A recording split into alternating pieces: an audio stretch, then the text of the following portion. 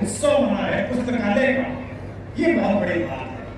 सौरभ और गुंजन पुस्तकालय में मिले, प्रेम हुआ, विवाह कर लिया। तब सौरभ ने सोचा कि जो मेरे साथ हुआ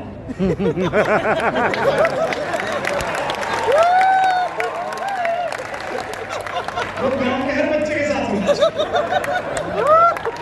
लेकिन वो विश्वविद्यालय में हुआ था, यहाँ नहीं। लाइब्रेरी का क्या उपयोग किया जा सकता है जीवन में, चाहे निजी जीवन में चाहे व्यावसायिक जीवन में, वो सौरभ से सीखिए। पुस्तक भी थी, गुंजन भी थी। पुस्तक से ज्ञान लेके आया, गुंजन से जीवन लेके आया। आज इसके जीवन में जो ज्ञान गुंजन है वो लाइब्रेरी की वजह से है।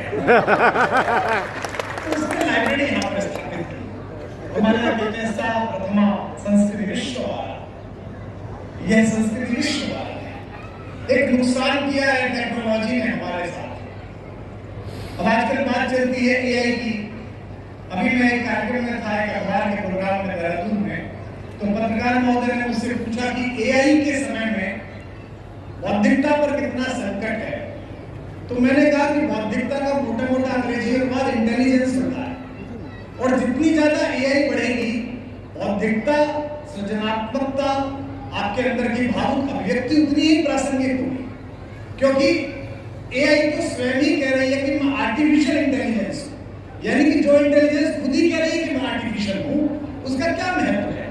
हमारे यहाँ गाजियाबाद में, नोएडा में, दिल्ली में जब कभी शादियां होती है, जो सजाने वाला आता है वो पूछता है बजट में कि साहब फूल कौन से लगाऊं, आप पहचान नहीं पाओगे नकली वाले लगा दूं कि असली वाले लगा दूं।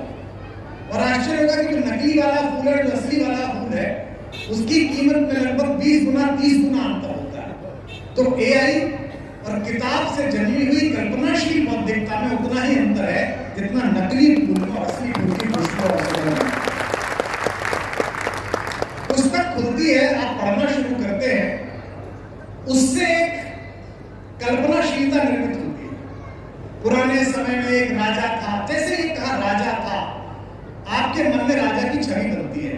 वो अपने बड़े विशाल महल में रहता था, एक महल की इमेज बनती है।